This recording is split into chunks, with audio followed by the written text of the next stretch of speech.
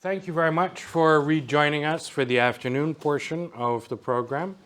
Before giving way to the excellent panel that's about to start, let me just say a few words on behalf of the Center for Geopolitics to welcome all of you here. The Center has been around now for about 5 or 6 years. Over the last 3 years, since the sort of waning days of the pandemic and coming out of that, we've been really trying to reinvigorate all of our programming across the board and everything that we do. In particular, we've placed a new emphasis on what we call, per the poster, the Indo-Pacific strand, which is an odd term and an odd concept that basically means everything that isn't Europe or the Middle East or Africa or Latin America, right? So everything from Western Asia, Central Asia, basically all of Asia, all of the Pacific. But particularly, we've tended to focus on East Asia and Southeast Asia as primary areas. And within that, we're really trying to broaden and deepen our offerings on both Japan and, of course, Korea. And so today's event is really very important for us as a signature and keynote marker in that broadening of our Korea programming. And we're, in that respect, very, very happy also to partner with the Faculty of Asian and Middle Eastern Studies and with John and everyone else responsible for organizing in order to launch this event today. What we focus on primarily in the center is really historically and area studies informed analysis of international relations with a heavy emphasis on domestic politics as well as contemporary history. And so in that sense also, today's event is very much in line with everything that we do in support. And so just thank you very much for coming. Please do follow the center more generally if you're interested. Come to all of our events, which are public and also recorded for the most part and available online if you can't be here with us in Cambridge. And so without any further ado, let me give way now to the panel that's about to start. So thank you very much and enjoy the rest of the conference.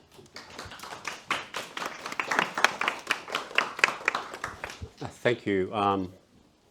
I feel honored to moderate this distinguished panel.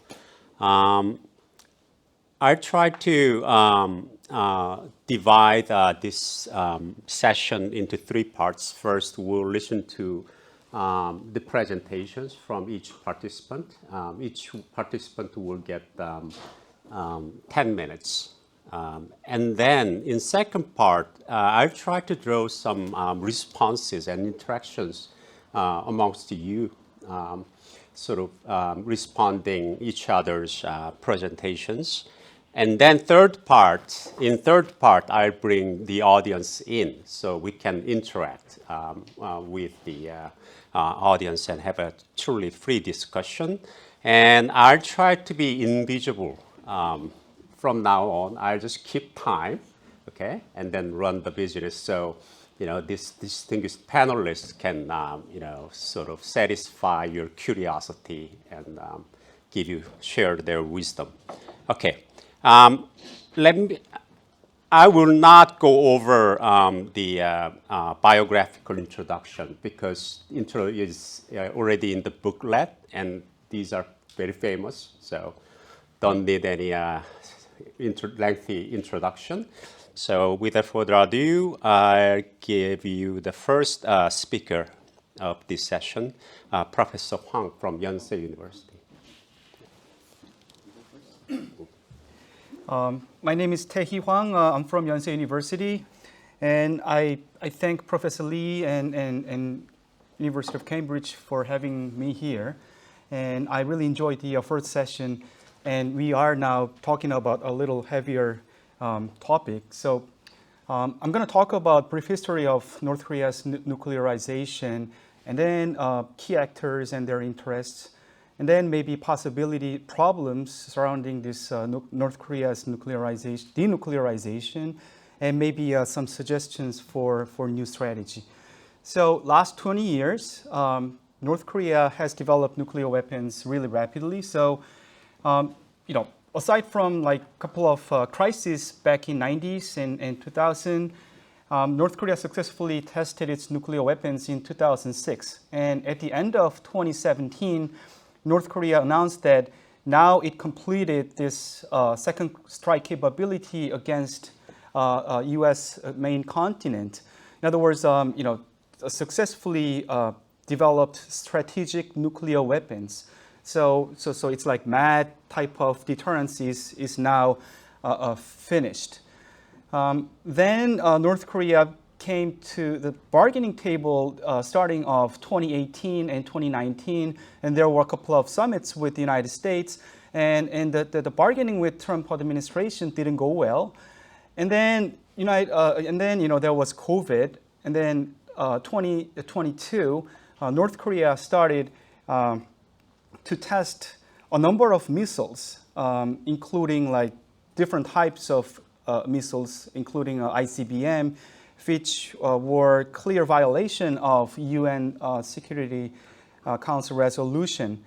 But the thing is that this time around, North Korea was very clear that they are developing tactical, not strategic, nuclear weapons targeting South Korea, Japan, and Guam of United States, those military facilities. So therefore, it started as a defense purposes, deterrence purposes against the United States. But as time goes on, North Korea was changing its targets to South Korea, which obviously made South Korean government very nervous. So, going back to North Korea, why does North Korean government want to have nuclear weapons? And I think we have a good theoretical mechanisms, demand side theory, supply side theory, in explaining why states seek to have nuclear weapons. And if I apply those theories to North Korean case, first, North Korea has this threats of security threat from the United States. And also, that is not the end of the story. And if you look at recent sort of history of North Korean provocations and so on, it seems that domestic politics of North Korea is involved. So the three generation, these personalist dictators needed some symbolic tools to show their winning coalition members and other domestic audiences that, we have this nuclear weapons. So it's like an identity issue right now that so the nuclear weapons became an identity of North Korean regime itself.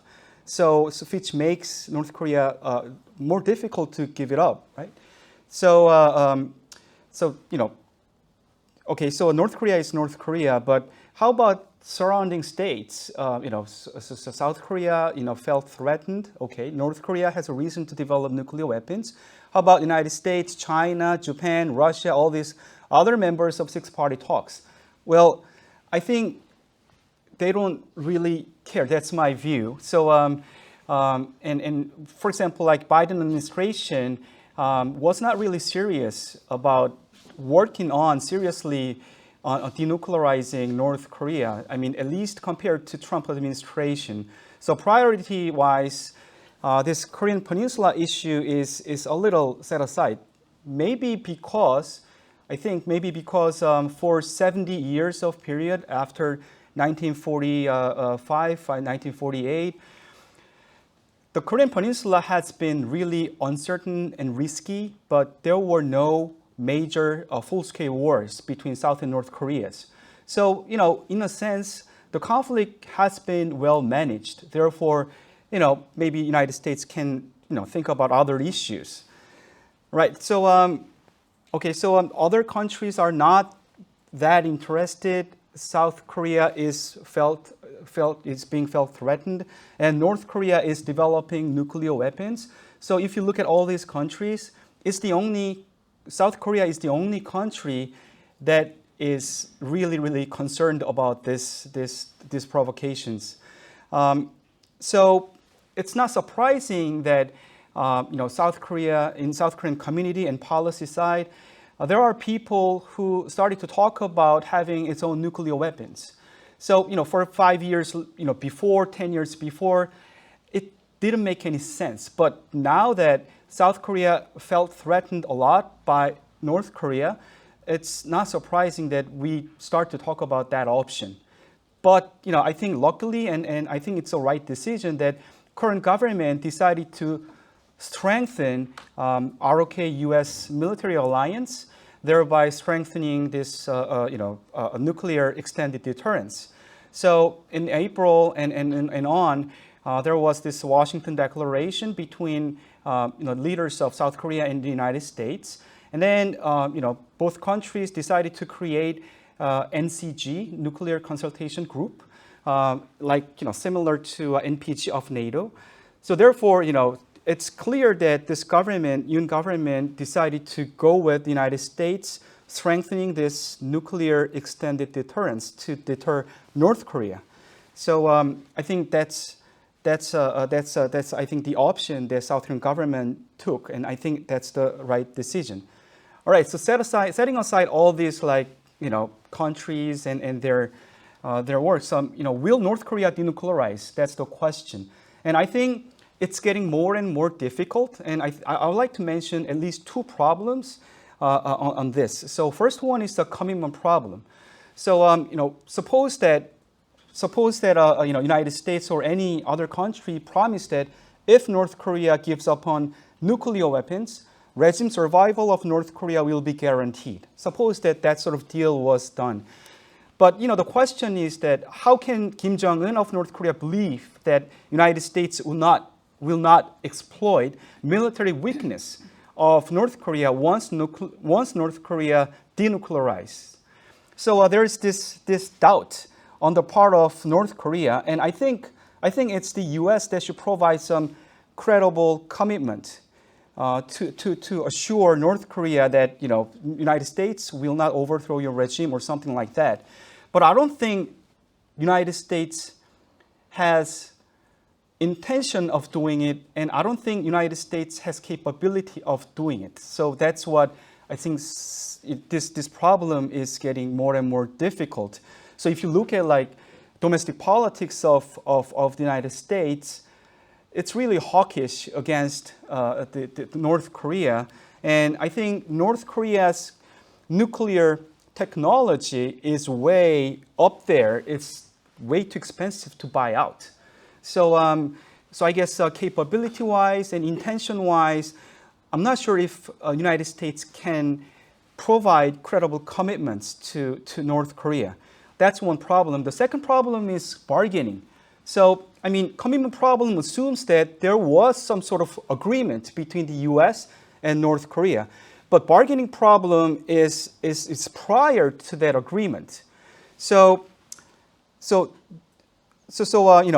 North Korea knows that it's really difficult to go back, reverse, right, or cheat once denuclearization is complete, because obviously IAEA and other countries will go monitor and investigate and so on. So it's going to be really difficult to go back.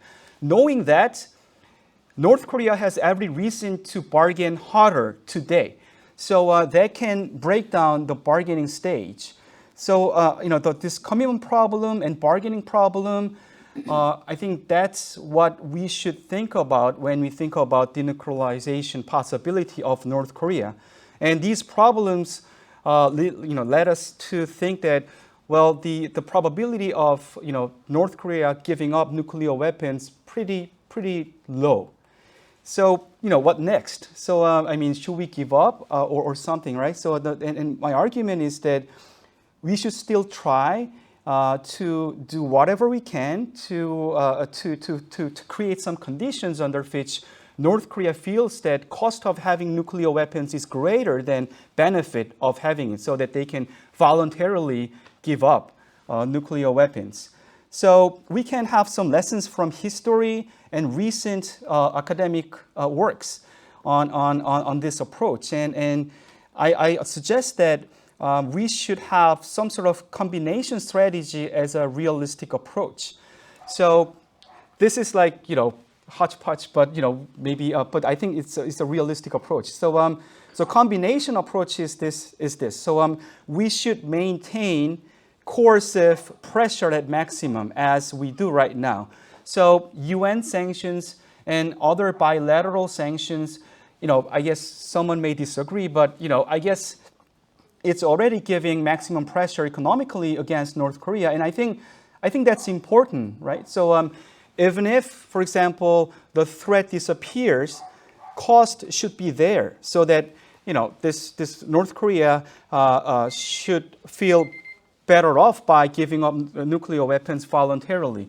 So so human rights is another option. So coercive pressures should be there. That's first. But we have to provide some sort of possibility of cooperation for the future. So, any package around economic cooperation or regime survival, we have to provide them for tomorrow. So today, pressure, but we have to give them some promises credible for tomorrow. But on top of those carrots and sticks, we have to understand that denuclearization of North Korea requires some sort of patience. So it's like war of attrition that we have to keep trying and trying until domestic and international conditions are satisfied for voluntary denuclearization. But domestic conditions, political or economic, we cannot control. So therefore, I guess we should wait until those conditions appear. Maybe at randomly, but I'm sure those conditions will met at in the future. So if that time in the future comes, and if the cost is right there with some promises, and I think North Korea feels that it's better coming to the bargaining table for denuclearization. Thank you. All right. Thank you. Okay, our next speaker is Professor Irodanka Alexandrova from Seoul National University of Science and Technology. Please. Thank you, Professor Lee, for the introduction. And I also want to thank the Ministry of Unification and our hosts here. It is great to be here in Cambridge to discuss this important topic, especially on a panel with such distinguished experts. And since I have only 10 minutes, I would like to focus on one central issue, and that concerns the effectiveness of international denuclearization efforts. I think we can all agree that any practical progress on denuclearization, including slowing down North Korea's nuclear program at present, hinges critically on the robustness of the international sanctions regime. And since just over a couple of weeks ago, we witnessed Kim Jong-un meeting with Vladimir Putin in Moscow, we all become increasingly concerned about the prospects of international cooperation in this current international environment. At the same time, North Korea continues to advance its nuclear weapons and its delivery systems, despite the efforts of the international community. As South Korea and its partners call on Pyongyang to step on a path toward practical denuclearization, concerns now increase that in the short term, this might not be a realistic goal. However, despite this pessimism, the serious risks posed by North Korea's arsenal necessitate ongoing denuclearization efforts. And the reason is that with Pyongyang's nuclear capabilities improving, the risk of escalation on the Korean Peninsula increases proportionally. North Korea has tested and improved its ICBM capabilities, allowing it to target the continental United States. This creates a serious deterrence problem. It has also diversified its delivery systems, enhancing their survivability and mobility, potentially allowing them to counter regional missile defenses. Very recently, it announced the launching of its first operational so-called tactical nuclear attack submarine. All of these developments, they increase Pyongyang's confidence and therefore the risk of crisis escalation. And North Korea's very recent hints at incorporating nuclear weapons into its war-fighting plans. They underscore concerns about preemptive strikes.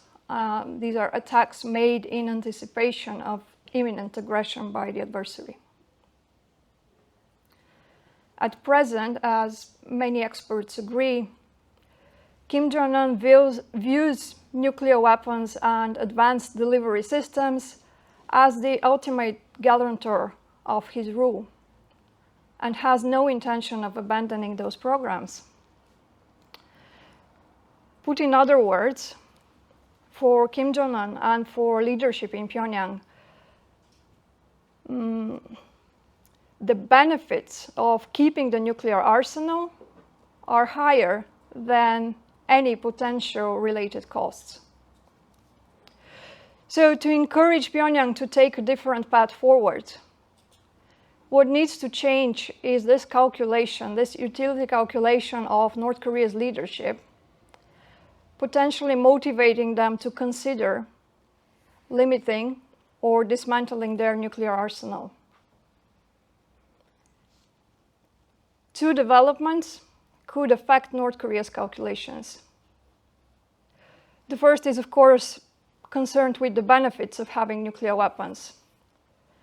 And for example, in the current situation, in the very unlikely case that Pyongyang perceived an improvement in its security environment, its willingness to bear the costs of maintaining a nuclear arsenal may fade. But as I said, this is unlikely to happen. And the second development is related to the costs of having nuclear weapons. To us, various measures are available to discourage Pyongyang from continuing to invest in nuclear armament, even if not denuclearizing yet. And among these, possibly the most important are technological sanctions, which are aimed at impeding the development of a more sophisticated arsenal. Continued diplomatic and economic pressure is also essential here. If the costs associated with maintaining a nuclear arsenal reach a sufficiently high level, this is what can potentially convince North Korea.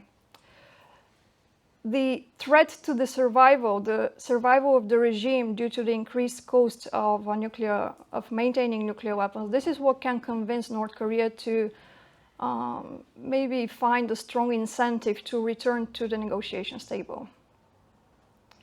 And in this sense, denuclearization efforts require taking two separate sets of measures to raise the chances of success.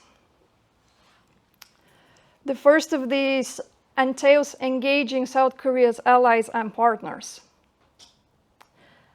And given the current impasse in dialogue, the immediate focus here, of course, remains on crisis management, involving improvements in deterrence, as Professor Wan mentioned, is the current policy, crisis response capabilities, and so on, until further steps can be taken. So this is what we focus now on with our partners. And such efforts necessitate strengthening cooperation with like-minded states, such as the United States and Japan. There is, of course, an important role for European partners, whose experience and expertise in confidence building and in brokering nuclear deals will prove invaluable, especially at the next phase on the path to denuclearization. However, a parallel strategy is needed for dealing with North Korea's partners, as the success of both technological and economic sanctions depends on rigorous enforcement. It is crucial to address the possibility of key actors acting as spoilers to international denuclearization efforts. The management of any potential crisis that may arise on the Korean Peninsula will also be affected by the role that states like China and Russia play or choose not to play. The recent news about a potential arms deal between Russia and North Korea amplifies such concerns, underscoring the urgency to act. If an arms deal materializes between Moscow and Pyongyang, it could involve the provision of advanced military technology to North Korea, including technology that has been previously denied due to international sanctions. And the renewal of military cooperation between Russia and North Korea could potentially nullify the efforts of the international community by undermining the effectiveness of non-proliferation sanctions aimed at restricting North Korea's ability to build advanced weapons and delivery systems.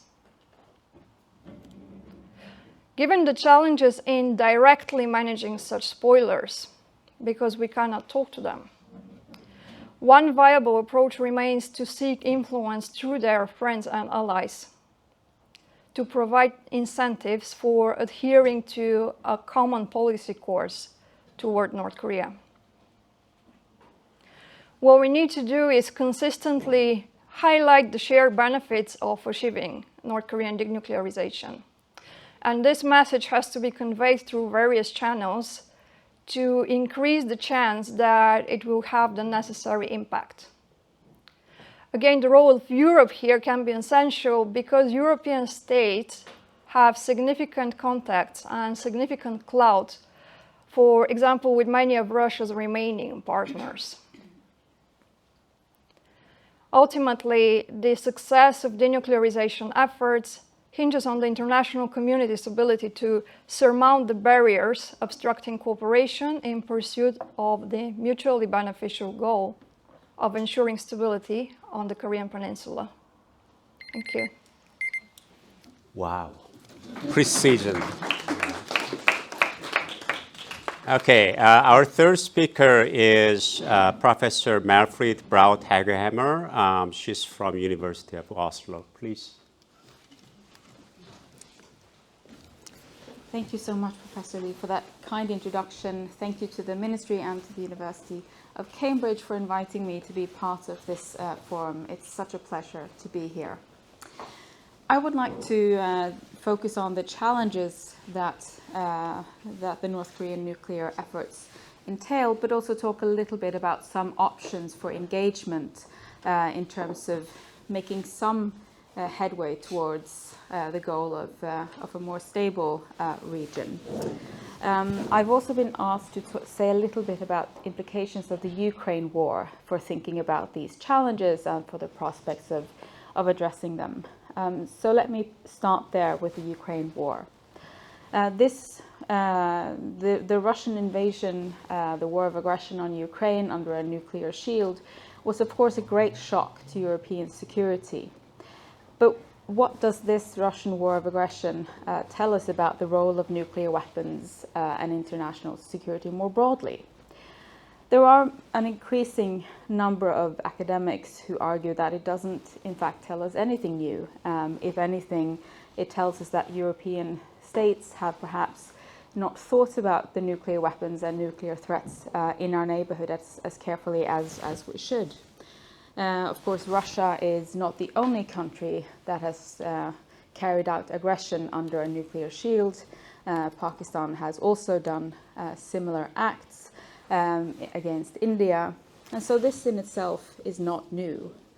In terms of deterrence, I think that despite some very academic discussions among academics about the distinction between deterrence and compellence, I think that what we have seen so far is largely consistent with what we already knew about nuclear deterrence, that nuclear weapons constrain certain options and actions, that it makes states more cautious, and that nuclear weapons, the shadow of nuclear weapons, do tend to have a political impact on escalation risks, unlike other weapons. Again, none of this is new. But I do think that there are some lessons that European states have learned about this, and also how malleable these deterrence dynamics are over time that have certainly reminded these states of lessons from during the Cold War. Another question is what North Korea has observed and learned from the past year or so with this war and the repeated Russian nuclear threats. I would perhaps start there with looking at Ukraine's denuclearization. As many here, of course, will know, Ukraine inherited a nuclear arsenal when it became an independent country and faced the choice of either taking stronger national command and control over those weapons or returning them to the new Russian state. After a long and fairly, I think, painful decision-making process with a lot of US pressure, Ukraine opted to return the arsenal. I think that what happened both in Crimea 2014 and in 2022 underscores that for many states, especially those enmeshed in regional conflict, we do live in an anarchic society where, you know, if a state like Russia changes its mind, promises such as those made to Ukraine in terms of territorial integrity can be forgotten and overridden. If you pair that with what happened in two other cases of what one might broadly describe as denuclearization, Iraq and Libya, I think we can already observe what North Korean authorities, but also Iranian authorities point to, which is the commitment problem that my colleague discussed earlier. Giving up a nuclear weapons program, let alone the broad range and suite of capabilities that North Korea has, does come with certain risks. The fate of both Muammar Gaddafi and Saddam Hussein, two leaders and programs that I studied carefully, I think serve as a warning. And my concern is that the Ukraine war is another warning to states who might otherwise have considered constraints or even rolling back aspects of their nuclear capabilities and options. But one of the clear developments that I think we're seeing now is what my other co-panelists mentioned, which is this rapprochement between North Korea and Russia and the promise of a broad suite of collaboration and mutual support in a number of technological and military areas.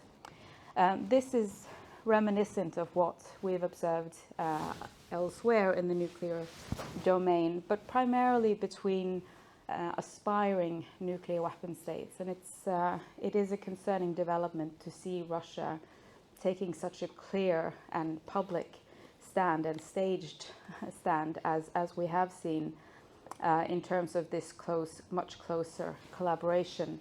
And the North Korean position that this is a strategic priority was also, of course, a clear statement, and it remains to be seen what China's response is. But I do think that this is perhaps one of the main implications that I see coming out of the Ukraine war regarding North Korea thus far, that poses clear challenges, both in terms of sanctions, whether Russia intends to respect or violate sanctions, is also linked with what kind of country Russia wants to be in international society moving forward. So I think that's a big question mark right there. It also suggests to me that there's a closer entanglement now between North Korea's plans for its own continued rapid development and expansion of its nuclear capabilities and this crucial conflict. And that makes it, I suppose it clarifies what has been a more open question recently, which is at what point might there be a political breakthrough enabling more ambitious steps towards denuclearization involving North Korea. And unless there is something going on behind the scenes that I'm not aware of, it seems to me that what we are now seeing clarifies that we're looking at an intermediate to long-term timeline in terms of coming close to a situation where the US with regional partners can engage North Korea in steps, measures that can start this important process that we're all hoping for. If anything, the former US official Colin Kahl referred to denuclearization as a long journey about a year or so ago, and I think what we're seeing now means that it's actually getting longer. So what can be done given the timeline that we're probably now looking at? Well, engagement can take many shapes, many forms, and have many purposes. It can have the purpose of simply starting dialogue, what some might call just talking. That may not sound like a lot, but talking is often preferable to not talking, given the risks and stakes that we are looking at in this particular context.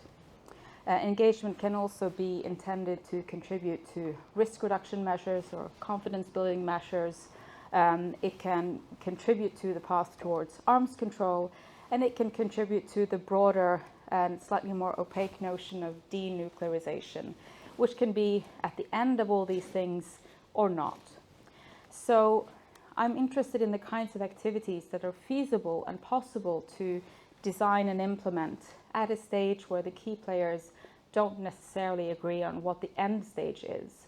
Even if they have different views on whether the end stage is complete denuclearization or perhaps more modestly risk reduction, there are certain frameworks and activities that could be started, even short of a political breakthrough, that I believe are valuable to think about and lay the foundation for. I refer to these activities as warming up, and I do think that this is an apt term because it is leading up to the main event. It's not to be confused with the main event itself. Many of us are interested in the more legally and politically binding formats that are associated with old school arms control, verification, inspections, transparency, and these kinds of ideas and concepts. What I'm talking about now is way before we get to that kind of stage, because those kinds of activities, I think, depend on a political breakthrough that depend on a number of factors now. One is the direction of the war in Ukraine. Another is the US election coming up. And so for these more modest options, we are looking at simulated inspections, unilateral steps that can include invitations to a certain facility, and it can include simply conversations involving North Korean, not officials, but also people working within various programs and facilities, and just describing what could a visit look like, what could an inspection look like. Because looking at European experiences from the Cold War, it is clear that these kinds of warming up activities can lay the foundation in the longer term and are especially valuable in the longer term, because it means that the individuals that would be involved in visits, talks, etc., have a clear sense of what the formats are, what can be done with them, and that they have by then overcome some of their fear of humiliation or being tricked by the formats that they're not familiar with. So I would just highlight those historical experiences from European arms control that are by now becoming historical, and some of the key players are becoming retired. And it is an important area where I think some historical case studies can contribute to some of these pressing longer-term problems. Thank you. Thank you. Okay. Finally, our last speaker, Professor Tom Sawyer from University of Antwerp. Please. Okay, good afternoon. In general, why do countries acquire nuclear weapons? Because of the perceived threats to interests, national interests, and especially security. There's also prestige involved, but I think it's less important in this case. And the international community, of course, wants to prevent nuclear proliferation, but it sometimes fails. And once it fails, on a specific case of non-proliferation, it cannot do very much anymore, except to learn to live with it and to mitigate it. The only examples of nuclear reversal are South Africa and the 3 former Soviet states inheriting Soviet nuclear weapons. South Africa dismantled its nuclear weapons because it had decided to do so by themselves, domestically, not because of external pressure. And Belarus, Kazakhstan, and Ukraine give up nuclear weapons because of external pressure, but this is a special case, as these countries were not independent before, in contrast to North Korea. So all other cases of nuclear reversal were successful before the proliferator succeeded in getting nuclear weapons, not after. So it's therefore hard to escape the conclusion that we will have to learn to live with a nuclear North Korea in the foreseeable future. And apparently some in the West, especially in the United States, have not yet understood this and still do not want North Korea to be recognized as a nuclear-armed state, or do want a quick denuclearization. Now, the former is an example of denial, the latter an example of wishful thinking. North Korea is a nuclear-armed state, yes? Just like the 8 other ones. Just like France, like England, like the United States. There's no difference. And the specific reason why North Korea went nuclear has mostly to do with security, and more in particular the conventional weapons threat by the United States, more than the South Korean threat, especially since the end of the Cold War. The US intervened militarily in many non-nuclear weapon states. Iraq has been mentioned, Libya, after these countries had given up weapons of mass destruction programs. And the United States did not intervene in rogue states with nuclear weapons, like Pakistan. So North Korea sees its nuclear weapons program as an asymmetrical asset, both vis-à-vis the United States and South Korea, just like NATO in the Cold War vis-à-vis the USSR. Now, with respect to long-term denuclearization, there's a global and a regional dimension. Globally, I challenge regional experts to try to zoom out and see the bigger picture. Why should North Korea give up nuclear weapons if England does not give up nuclear weapons? I mean, what's the difference? If I were Kim Jong-un, I would use this argument more often. We now see what a so-called responsible nuclear weapon state can do.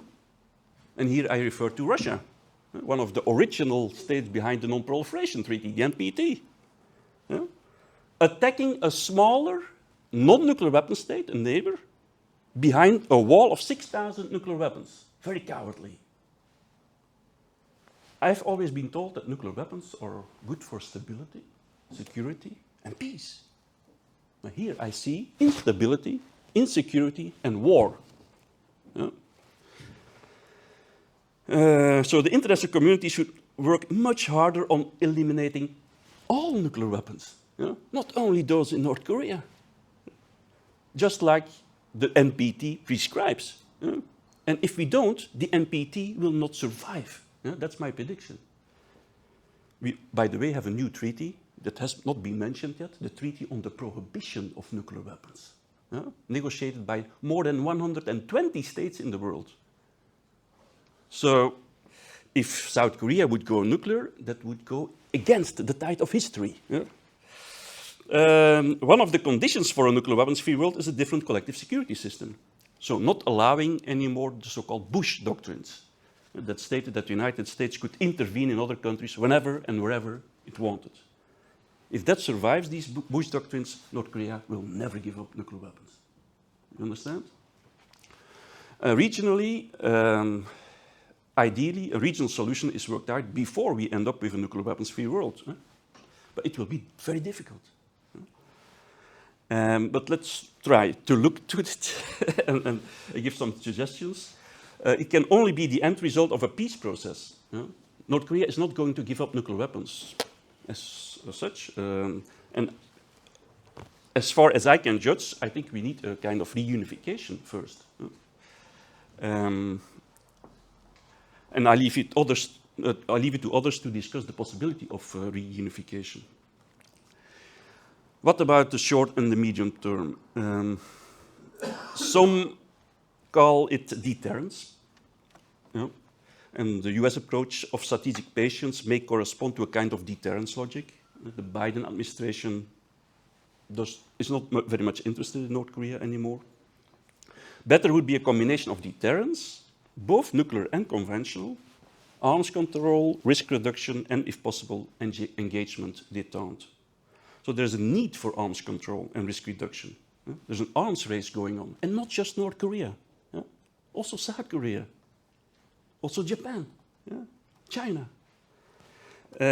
North Korea is testing more and more missiles of different types, 90 tests in 2020 alone, much more than before. Interestingly, North Korea is not testing nuclear weapons anymore. Although there were rumors, that's not been tested since 2017.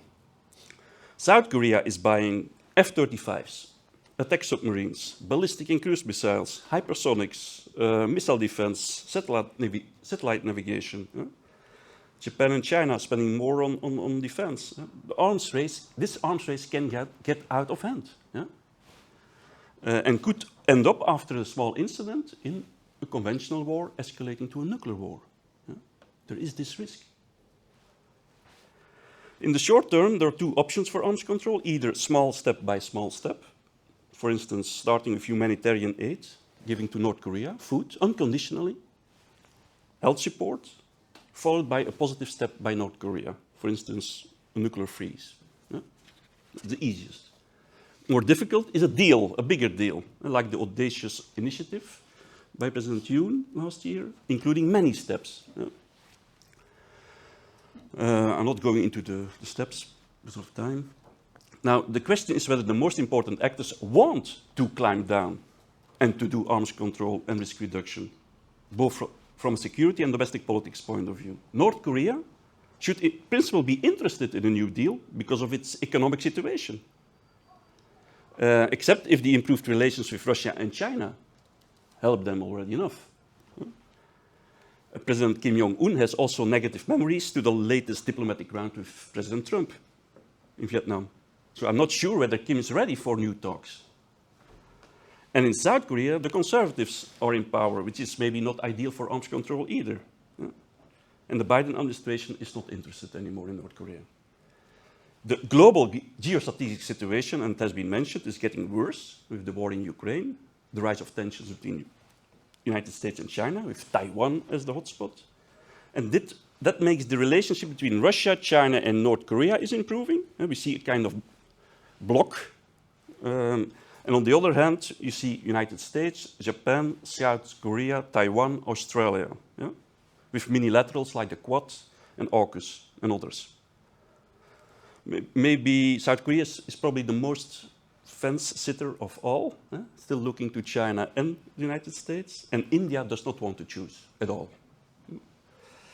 But this is also very dangerous. Two kind of blocks, two alliances, remember the First World War. And the main driver behind all this is the changing balance of power, with the United States diminishing and China relatively rising. And the United States, of course, does not like that. Lastly, can states like South Korea and Japan keep relying on US extended nuclear deterrence, or will there a point when they decide to go nuclear themselves? Something that US academics like Darrell Press, Jennifer Lind, Keir Lieber prescribe. And then they also say that South Korea can legitimately withdraw from the NPT, which is of course wrong. Which brings us to the question about credibility of extended nuclear deterrence in general. If you have read Henry Kissinger or Patrick Morgan, who wrote a standard book on deterrence, extended nuclear deterrence is not very credible. They told us already in the Cold War. And especially now, if you look to the war in Ukraine and Biden's implicit message about not reacting with US nuclear weapons if Putin uses a tactical nuclear weapon in Ukraine, which is de facto member state of NATO, then I think South Korea should understand the message. If Biden is not going to use nuclear weapons after nuclear weapons used by Putin, you get the message? Okay. Now, then the question is, a South Korean nuclear deterrent, is that more credible? Yes, it's more credible than an extended nuclear deterrence, but is it credible enough? And apparently many South Koreans believe that it's very useful. It may not work, a South Korean nuclear deterrent, because a democratic president will be more restrained in using nuclear weapons than Kim Jong-un. So it's not very credible either. So the best deterrent is a deterrent that is credible, which is a conventional weapons deterrent. And that's what South Korea is already doing. So don't worry about nuclear weapons, not too much. Voilà. Another disadvantage if South Korea goes nuclear is that it will further proliferate. Japan will probably also like to go nuclear. China won't like it either. And again, it would go against the tide of history, NPT, TPNW. Okay, let me finish here. Thank you very much. Okay, we've just listened to 4 great presentations. They somehow successfully turned this very depressing subject into something, exciting to talk about. So I, thank you for that. And now we move into the second part of our session, in which I'll try to draw interaction or exchanges between the panelists. And there are lots of things you can agree on. For example, the pessimistic sort of prospect on short-term disarmament of North Korea. Just try to avoid those points that you can agree on. Try to focus on where you disagree, so that make the discussion stimulating, and then just generate more ideas in the in that process. So, Professor Tae-hee Hwang, why don't you start first? Thank you. So I kind of most agree with the Professor Alexandrova, but I had just a couple of questions for Tom. We had some discussions during the lunch, but we'll continue. So I said that there were no major sort of full-scale wars between North and South Korea for the past 70 years, right? So why? Maybe deterrence from the U.S. ROK alliance was working. So we never know if it's because of alliance, because there's a selection problem, right? Because there's other reasons that conflict was not escalated during that period. So, but your general argument is that extended nuclear deterrence not credible. Even if South Korea is nuclearized, it's not credible. So which means that Kim Jong-un of North Korea will never believe that those nuclear weapons will be used, even if North Korea is going to use nuclear weapons. So that's what you mean by lack of credibility, right? But I think that really goes against many conventional wisdom who believes those extended deterrence and deterrence in general. So I would like to ask you if you have any cases or any sort of data that I can understand. And you suggested that arms controls, arms reduction of North Korea and all other countries in the world. I understand that's a really nice option, but North Korea has a nuclear weapon, but South Korea doesn't.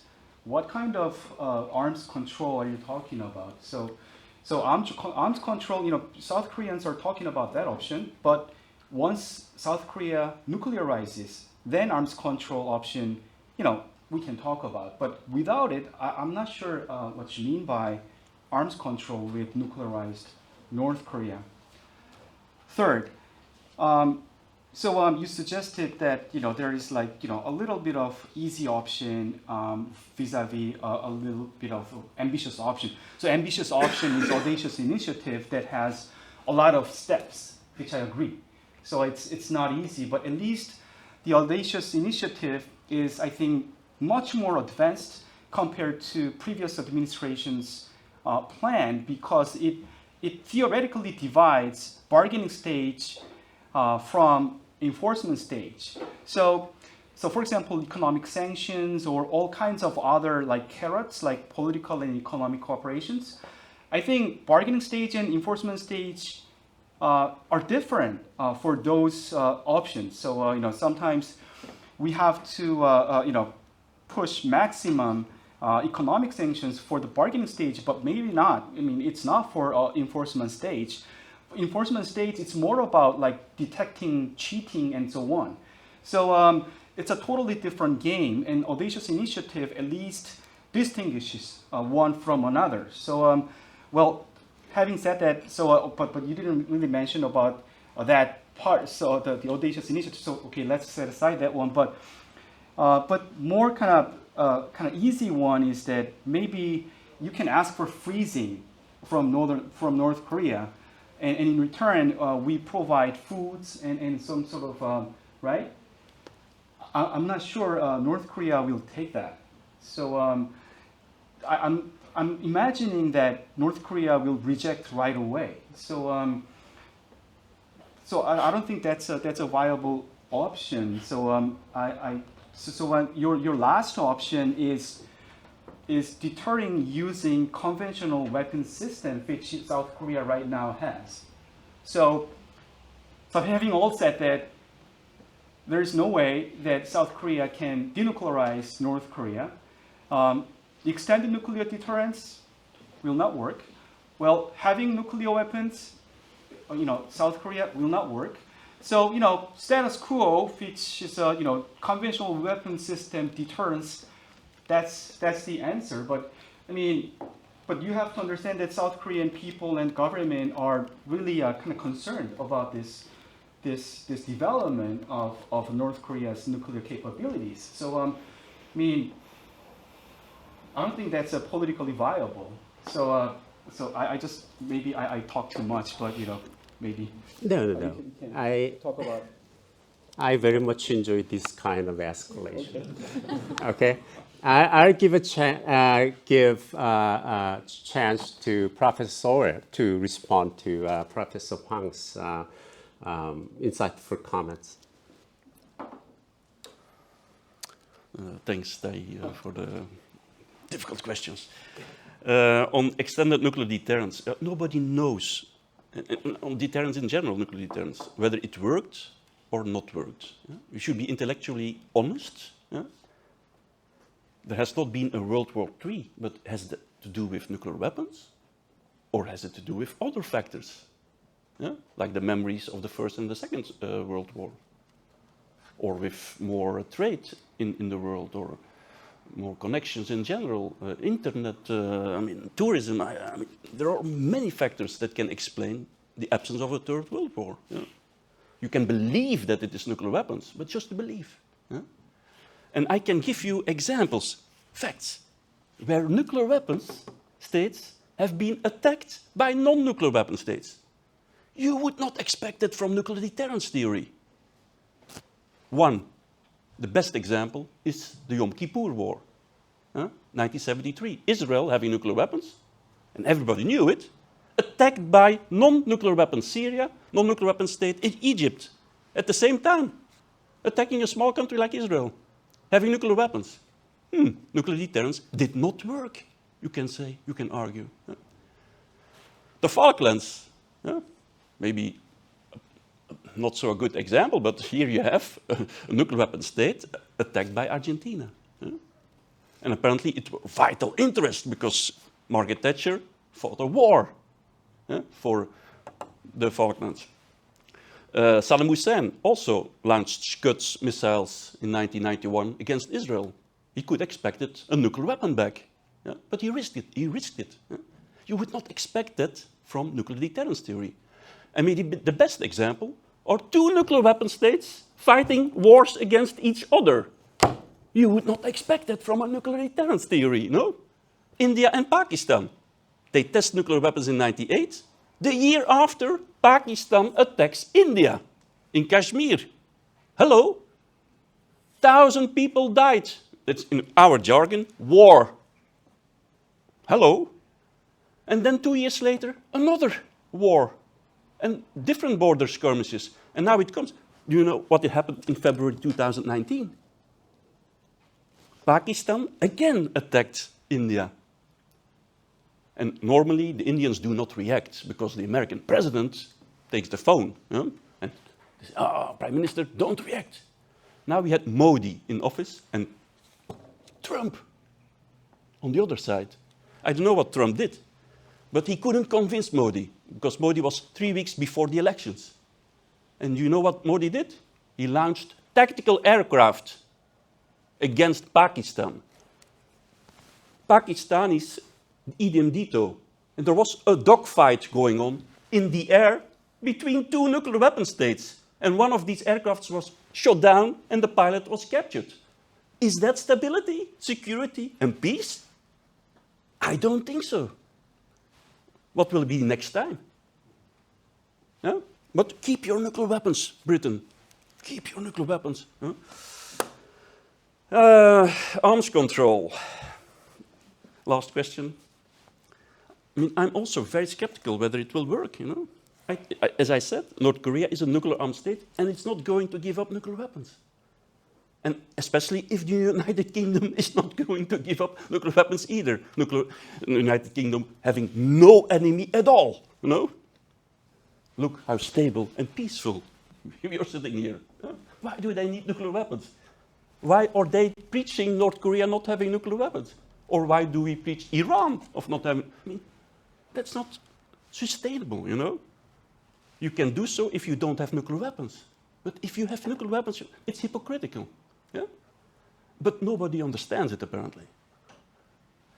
But I can go into the audacious initiative, if I understand it well. We should support North Korea in the field of food, health, infrastructure, electricity, power generation, investment, trade, in exchange of substantial steps towards denuclearization. Freeze, first of all, closing of the test site, verification of the test site, signing the CTBT by North Korea. But did America ratify the CTBT? Sorry. Halting fissile missile production. Yeah? But have there been fissile material production negotiations starting up? I don't think so. No? Transparency. I mean, as a Belgian, I even do not know whether there are American nuclear weapons on our territory. Is it transparency? Anyway, allowing IAEA inspectors, okay, and so on and so on.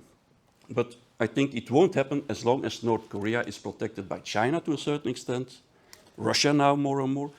If North Korea is isolated and no food anymore, hunger, then of course we have leverage. But at the moment, that's not the case.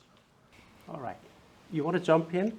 Could I? Yes, sure. I will happily embrace the invitation to engage in some exchanges, and I thought this exchange was fascinating, and a couple of points I really wanted to respond to, and one was this question about extended deterrence, does it work or not, and nobody knows. I guess my take on that would be that it's contested, if and how it works, and that this is something we have to take very importantly, whether you want to take a strong stand or a skeptical stand with regards to deterrence, is that the evidence is often ambiguous, and often we have evidence from one side, not from both, which is a key problem. However, I would say that I think, looking at again the Ukraine war, it's I think very difficult to look at that and not see any trace of deterrence working. It just is murkier than we tend to think. And returning to the fascinating examples that you mentioned with the Falklands War, I was reminded of some Libyan perspectives, in fact, on deterrence. Libyan debates as they were considering, do we want to continue with a nuclear weapons program or not? And those were actually among the key cases that they discussed. The Falklands War and 1982 in Lebanon also. And what at least the Libyan officials I interviewed told me was not that they concluded that deterrence doesn't work, but that it just works in a very, very modest way. And what they could hope for at the very most was to deter a US direct attack. So I think there's a lot of lessons in history that we can look to in engaging in these very important debates. I was also struck by your perspective on the tide of history, and perhaps could offer a slightly different perspective on where we are in history right now. Of course, I'm the pessimist and should declare that up front, but colleagues have described a third nuclear age defined by escalation risks and greater proliferation risks. We could also add Trump into that picture, I think, and perhaps define the outlines of a very dangerous nuclear age where nuclear weapons, very unfortunately, seem to be more relevant instruments for a larger number of states than in recent decades. I would also just add that just today I was called up by Norwegian journalists asking me about these Russian language about resuming nuclear testing on Novaya Zemlya near Norwegian borders, which again is another indication I fear where we are. We are at a point where even the oldest nuclear weapon states are sending signals that they might abandon long-standing normative restraints, and that we find ourselves at a very dangerous stage, I fear. Okay. Dr. Alessandrova, your turn. Thank you. I would also jump on the extended nuclear deterrence bandwagon. I just want to give one perspective. The question here is, well, will deterrence work? And if we look at it from North Korea's perspective, when they have to make the choice, do we risk escalation? Do we use a nuclear? Do we use a tactical nuclear weapon? They will consider the 1% chance that the United States may retaliate. In that case, for North Korea, escalation means fighting a nuclear war with 50, 60 nuclear warheads. This is how many they have, and against the American nuclear arsenal. So simply put, if there is a crisis, North Korea may be afraid and may think, we might not survive this, maybe we should use a nuclear weapon. But if they use nuclear weapons, they will just make it 100% certain that they do not survive this crisis. So from their perspective, this meager chance of the United States retaliating, it is enough for extended nuclear deterrence to work. So this is just my 2 cents. All right, great. Do you have let us, you want to jump in? Okay, go ahead. On extended nuclear deterrence, and the example that you just give, it's not so much about the numbers, whether North Korea has 60 or the United States 6,000. It has to do with motivation. Yeah? And that is not so rational as some believe. Again, Putin, and I'm not the only one, there's a realistic scenario where he will use a tactical nuclear weapon in Ukraine, yeah? If we push him out of Ukraine, yeah? Because he is so much motivated. Yeah? And he cannot walk back to the office and say, sorry, I made a mistake. No, that's not what he's going to do. Yeah? The Russians support him. If he loses, he's politically dead and maybe physically killed. So he is not going to walk back. He is going to defend what he has. And if we push him, he can and may use a tactical nuclear weapon. And he knows already that Macron has said, and Biden has implicitly said, that we will not react with nuclear weapons. So what do you think that Putin will do? So it's about motivation, not about numbers. And last thing about END or extended deterrence, I think the fact that there are American soldiers in South Korea is a much better deterrent than nuclear weapons. All right. I'll give last chance to either of you. Okay. Yeah. You can go both, yeah.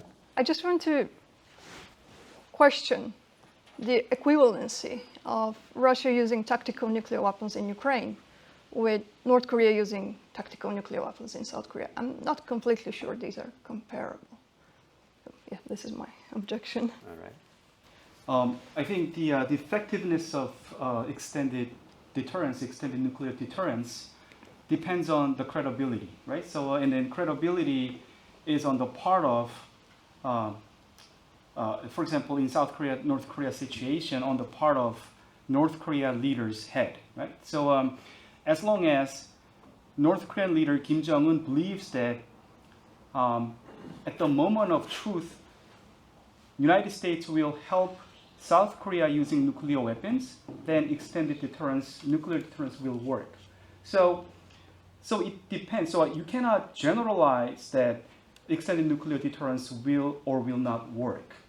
And you can come up with many, many examples, but counter examples also are there. So therefore, I think it's important that we design this extended deterrence such that Kim Jong-un is going to believe that he's going to get attacked if he uses nuclear weapons.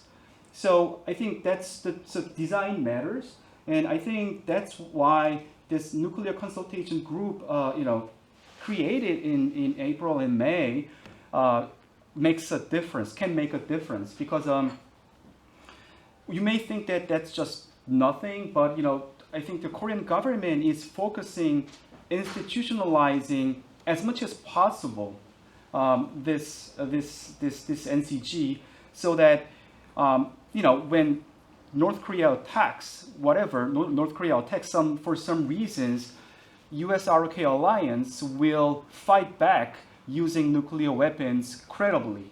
So maybe one way to do it is to NCG is institutionalized such that this military information between ROK and U.S. will be minimized as time goes on, or maybe this institutional networks of people and say social capital between ROK and U.S. militaries will increase as time goes on with this NCG. So this maybe you may not believe, but there is no way to prove it, right? Mm-hmm. So but as long as what we want is that creating this type of institution and institutionalizing as much as possible, and as time goes on, that will give Kim Jong-un of North Korea certain that U.S.-ROK alliance will not just just stay quiet, and then we'll fight back using even nuclear weapons. So that's a mind game, but you cannot just say that it's not going to work. So I guess ROK-U.S. alliance is trying the best to work it out, I guess. Okay. You want to say something? Last words? If there's time. Yeah, sure. There's always time. Yeah. I'll be very quick. I really agree with the point that you made about the stakes and how understanding the stakes are essential, and we just want to point to some of the recent debates in Russia about whether to go for a first nuclear strike. And it seems to me, reading experts like Andrei Baklitsky, who have studied these debates intensively, that one of the few really novel insights we have about nuclear weapons from this war is that there's actually a lot of pushing back in the Russian landscape against using nuclear weapons, and that the voices advocating this are quite few, and that Putin himself expresses some skepticism. If anything, that could be a careful, positive note for me to end on. All right. Okay. Yes. So I can't resist adding my own word here. It's never credible for a attacked party to attack with its own nuclear weapons intentionally. But as Thomas Schelling argued, it's not the credibility of threat, intentional retaliation, but the risk of inadvertent escalation that deters the potentially attacking party. But that point has been missing in this debate. That's the only defect I can sort of point to in this amazing debate amongst yourselves. And audience is quite pleased, I think. But it's time to move on to the third part of our session. Now it's your time to engage with our panelists with questions or comments. Please, gentleman over there. Identify yourself and then speak. John Dunn, still looks bad. I think the thing which is missing really in the discussion is the continuity of regimes. I mean, you discuss, all the discussions take it as being the case that the bargaining or threatening is being conducted between entities of the same kind. But the fact is that the North Korean regime, from this point of view, is an entity with a very high degree of temporal continuity. And the government of South Korea and the government, very spectacularly at the moment, of the United States of America are not. And that makes a huge difference, because it means that actually it's possible for the government of North Korea to have a policy which is actually a 30-year policy, whereas it's not possible for the government of the United States, predictably, to have a policy which will last for more than 18 months at the moment. Well, that really does make a very big difference. And I don't think you can think about this question in the same way unless you take that point seriously.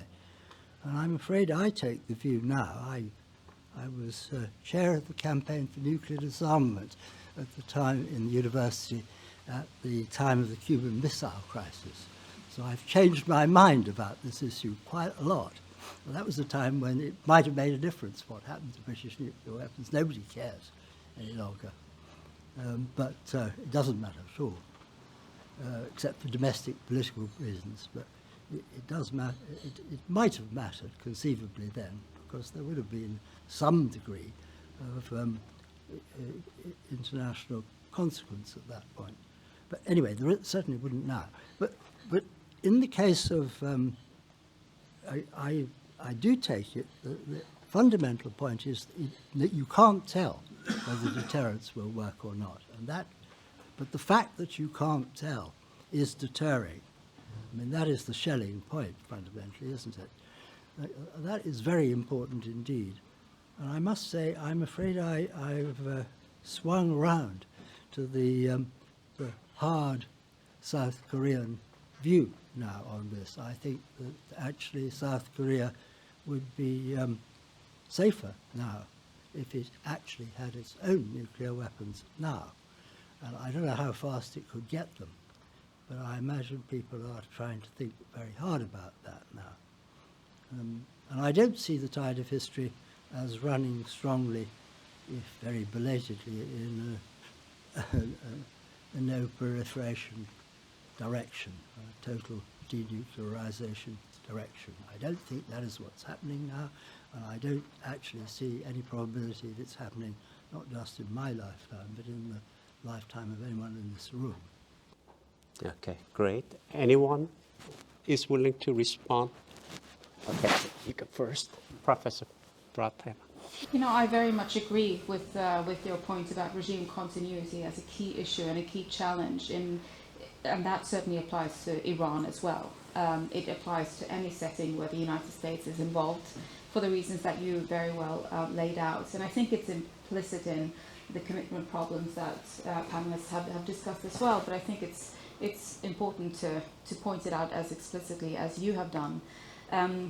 My only attempt at adding something to that would be that, if anything, it underscores the value of engaging mid-level officials in any kind of track 1.5 activities that one might hope to begin, because that sows the long-term seeds. In 10 to 15 years, those individuals may rise into positions where they can actually advise decision makers. But I very much agree with your point. Okay. Anyone else? Okay. Yeah, I also agree to a certain extent, but even in our systems, there is a continuity in foreign policy over the 4 years or 5 years government. The exception is maybe Trump. Here we have an American president writing love letters to Kim Jong-un. We haven't seen that before. And if Trump comes to power next time, I mean, that will have consequences for the war in Ukraine. There will be no continuity. I'm rather sure about this. Yeah, so, now, your suggestion that South Korea would get nuclear weapons, I'm not in favor. I think the more states have nuclear weapons, the more risks there are that they will be used. We are playing with fire. You can believe in deterrence, but I think you also said it may fail as well. If it fails with nuclear weapons, we have a gigantic problem, you know. And the rest of the world is waking up. Yeah? They signed and concluded the TPNW. You probably have not heard about it, yeah? Because it was on page 13 below in the Times. Yeah? But this is a treaty making nuclear weapons illegal, just like biological weapons have been declared illegal. So the rest of the world will become impatient, yeah, to those 9 or maybe 10 states in the future, if South Korea goes nuclear. And that will have consequences for the NPT. Dr. Huang or Alexandrova, do you have anything to say? Yeah, so the South Korea's nuclearization, this government decided not to have it. So I think that's a right path. But I can give you one condition under which South Korea's nuclearization sort of discussion will come again. I mean, it's if Trump wins next election, and Trump maybe decides to just withdraw some of the troops from Korean Peninsula, then so what I'm saying is that any sort of environment that makes South Korean government and people worry about this deterrence, extended nuclear deterrence, whatever you say it, I think the discussion will come again. And I think the if you look at the poll of South Koreans regarding nuclearization, self-nuclearization, it's over 60%. Sometimes it's over 70%. So it's markedly different from Japan. So Japan had this memory, so really against nuclearization, but South Korea is different.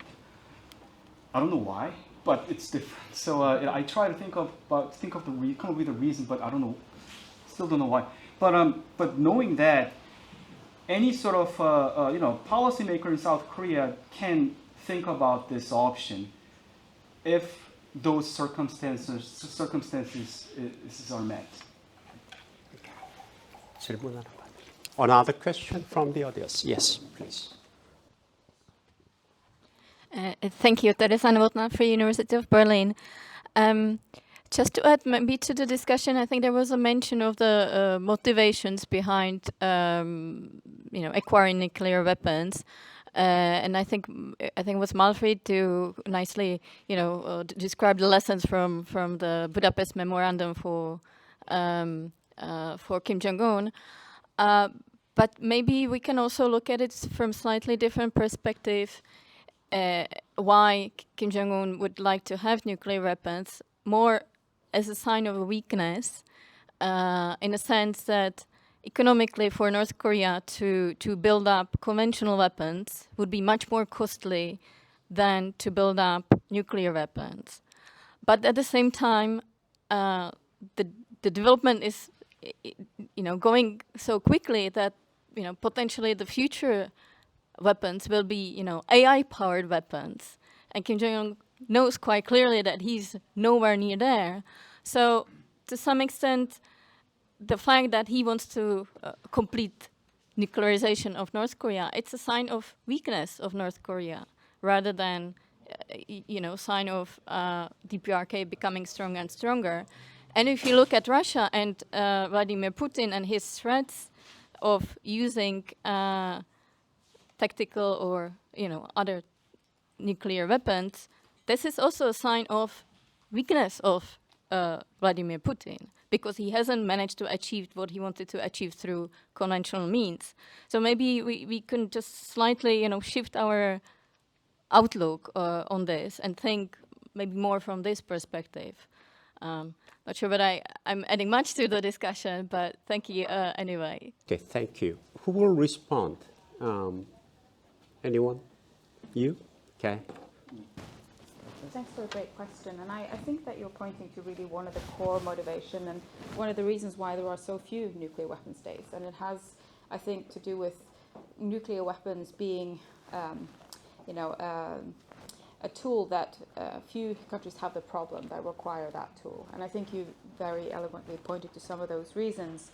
And that, yes, Russia does have certain existential concerns that it believes only nuclear weapons can address. Israel also has that, and I think you can go through the list and point those out. Yes, it has to do with a sense of uncertainty and existential fear. And I also think that what you point to is crucial, this conventional nuclear balance, and others on the panel have also referred and discussed this in various ways. And I would just maybe point to Russia as a country that has indeed had a big change in terms of its conventional capabilities. Of course, now we can reassess just how big that change was in reality, but and how that affects their nuclear strategy, and so that these are variables that affect decisions to acquire nuclear weapons, yes, but also what role nuclear weapons have in terms of defense and security.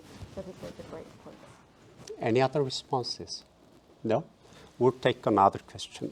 Yeah, so many. Please, yeah, Ms. Barker. Thank you, all panels. Your the presentations. So that is a new study for me. Yeah. So my question is, the last week Trump Kim Jong-un visited Russia, met Trump, and this week is North Korea opened this Supreme People's Assembly, is 14th, and yesterday they changed the socialism constitutions, and that they put that DPRK is powerful nuclear weapons state. So why this time is 2023? This time not 2018 when Kim Jong-un met the South Korean president, and 2019 he met American president. These times they never mentioned these issues. Why now these times? That is my question, because I am not a researcher, and I just lack of nuclear weapons issues, something like that. So I'm just really interested in why now. Good question. Anyone is willing to take the challenge answering that question? No? I mean, it's very difficult to read North Koreans' mind, But North Korea legalized, I think a couple of years ago, that North Korea is going to give up no first use policy, right? So it legalized that when times come, North Korea is going to use nuclear weapons first.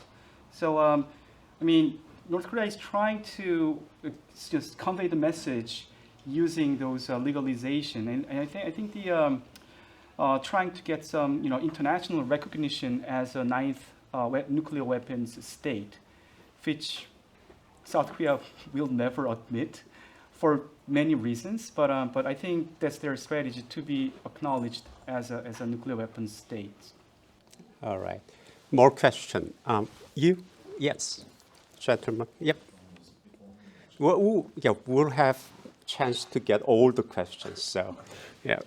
Just very briefly, I mean, the constitutionalization of the nuclear weapon state status was done more than 10 years ago, in 2012. So the revision of yesterday brings nothing new. And if some dates are more important than others, it's maybe 2012 and 2013 with the first kind of doctrine.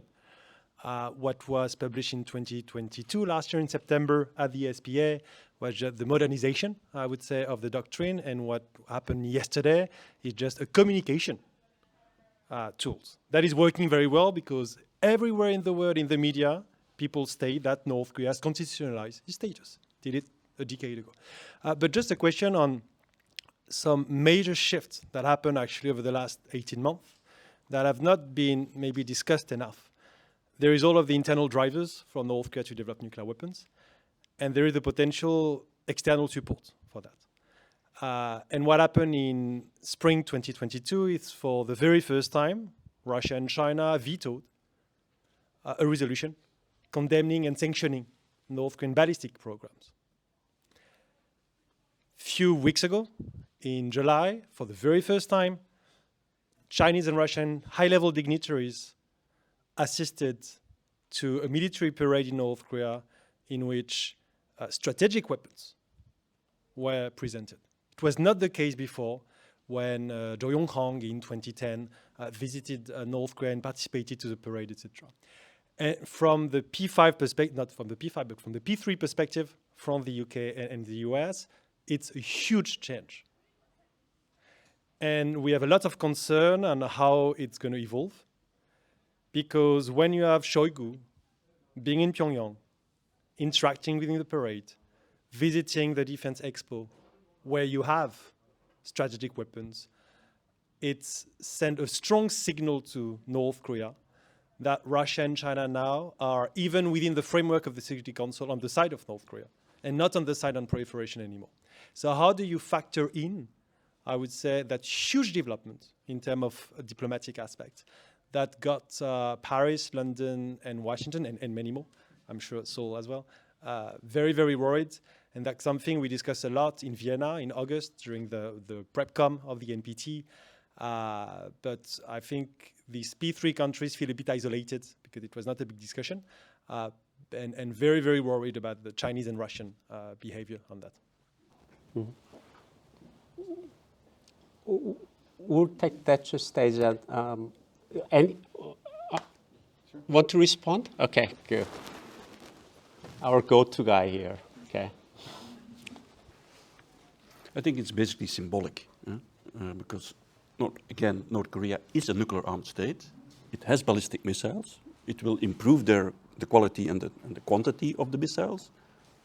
So that's going on, regardless of UN Security Council resolutions and sanctions. They don't work, not much. But it is an example of what I said before, a kind of bloc formation between Russia, China, and North Korea on the one hand, and US, South Korea, Japan, Taiwan, Australia on the other hand.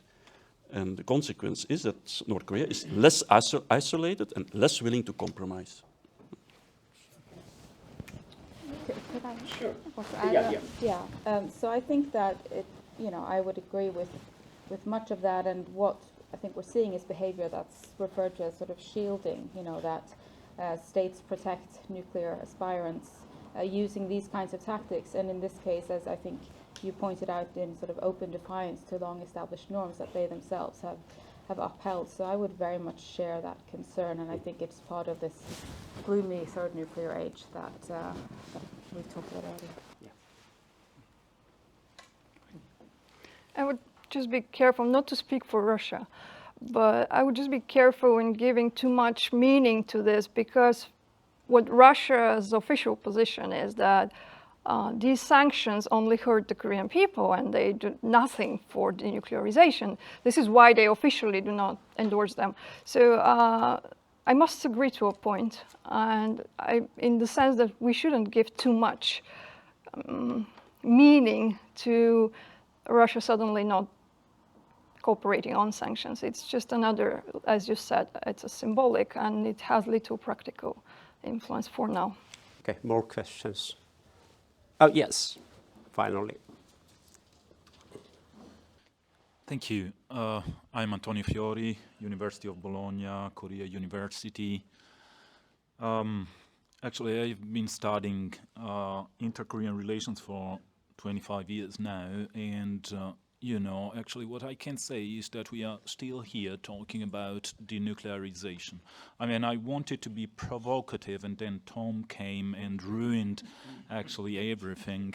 But actually, I do totally agree with him. We do need to consider North Korea as a nuclear state, a nuclear power. I mean, there's nothing we can do about that. And actually, what I've always been proposing, to those I had the possibility to talk to, especially in the South Korean, let's say, political establishment, is that we can probably, at certain point, actually, we should,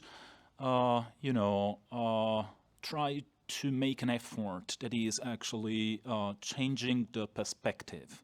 That is, if we do consider North Korea as a nuclear state, probably at that point, we can get rid of, this, need to denuclearize North Korea, we can consider North Korea as a nuclear state, and then eventually we can talk with North Korea from a different point of view. That is, I'm not saying actually we need to accept, please try, I just want to make it clear, I'm not saying we need to accept actually a nuclear state or North Korea as a nuclear state, but actually if we look at it from a different perspective, we do engage North Korea from a different perspective, then in the long run, probably we can get to that. All right, Professor Huang. I see what you're saying, and then I guess if you look at, this current government is a conservative government, and the previous one was more kind of progressive government, and whether left or right, both governments were very clear that we cannot admit North Korea as a nuclear weapons state. So we know that they have some sort of capabilities, nuclear warheads and multi-carriers and so on. But I think it's our position that we should not accept, and we should keep trying hard to denuclearize North Korea. So I understand that without that, there are many losses in cooperation and negotiation and bargaining. But I think that's choice made by North Korea. So I think, we should try, I think, our, best policy to do that. Yeah, go ahead. Thank you. So I think that what you're describing here is really not a new problem, of course, in this particular context. Historically, it's not a new problem if you look at Israel as an opaque nuclear power, same with the US efforts to sort of avoid naming India and Pakistan as nuclear weapon states. So these are sort of familiar problems in international relations, and the very big difference between formally recognizing a nuclear weapon state and engaging with a state sort of accepting tacitly it as a nuclear weapons possessor, I think is an important one. So I would say that we can do both at the same time. It's not a binary choice. Okay, Professor, keep it short, please. Yes. I think it's not very smart by South Korea by not acknowledging that North Korea is a nuclear armed state. I mean, it's a fact. You know why North Korea is testing every couple of years? To show that it is a nuclear armed state. So if you recognize it, they will stop testing. Joke. I think North Korea is testing to improve its nuclear weapons capabilities, point one. And point two, we can't just stop trying. Just my 2 cents. When North Korea wants us to recognize that it is a nuclear weapon state, they are not asking us to sort of be aware of their capability or reality. They're asking for a legal status, written in the NPT. So they want to revise the whole regime. Yeah, your question. Absolutely right. There is absolutely no way we are going to recognize North Korea as a nuclear weapon state. Can I just make that crystal clear? To do that rips up the entire NPT, destroys, and just for North Korea. Yes, that's the point I'm coming to. When the North Korea in public asked for this, you're quite right. In private, it's interesting. They don't say we want to become a nuclear weapon state. What they say is we want the same treatment as India, is the example they always come up with. Interesting, India, not Israel? Anyway, India is the one they go for. Now, up until September last year, they might just have been drifting towards the kind of position where that recognition might silently have been accorded. But once you declare that not only do you possess nuclear weapons, you are prepared to use them in nuclear first strike under the flimsiest of pretexts, no way, sorry. Okay. How about John and I actually had the same conversation when we were exactly, on the same, different viewpoints 10 years ago. So actually, I'm not surprised. It depends. Again, you know, what I'm really not convinced of is basically the fact that you say actually South Korea cannot recognize North Korea as a nuclear state. I mean, this is a kind of, I don't know, linguistic kind of effort that basically we're doing in not recognizing North Korea, as if, you know, Seoul is saying, no, I don't want to see that. I want to be blind, not, I don't want to have the possibility to look at North Korea and discover a nuclear state. I mean, they have nuclear states. They have nuclear weapons, actually. They are a nuclear state. Not recognizing is actually of course, because we are the West, and actually, you know, the line of reasoning that basically we need to accept is that one. But, I mean, Ambassador, you have last word. oh, yeah, absolutely. And I like it. Okay. Final words. I'll be brief because I know you're up against time. Firstly, two concepts you must never confuse: legal recognition as a nuclear weapon state within the NPT. No. And as I said, had they not revised their nuclear doctrine last September, we might have been drifting towards some kind of practical recognition that, yes, they are something like India, Pakistan. I mean, you could, you know, perhaps a few other countries you could recognize. But they blew it. I mean, by changing the nuclear doctrine to something quite so aggressive and quite so unstable, they've made it politically virtually impossible for anybody to go down that route. We're now stuck. Good. Final question, very brief. Anyone? Yeah.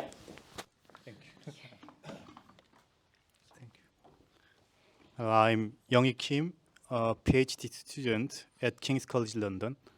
And I will ask very briefly a question. I think the time of diplomatic negotiation in terms of denuclearization of North Korea has ended because North Korea actually has nuclear weapon.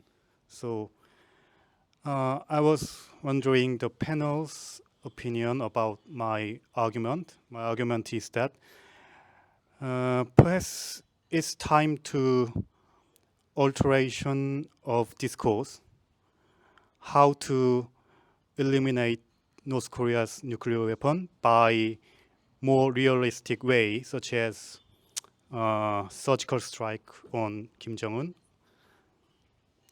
rather than less realistic way, because North Korean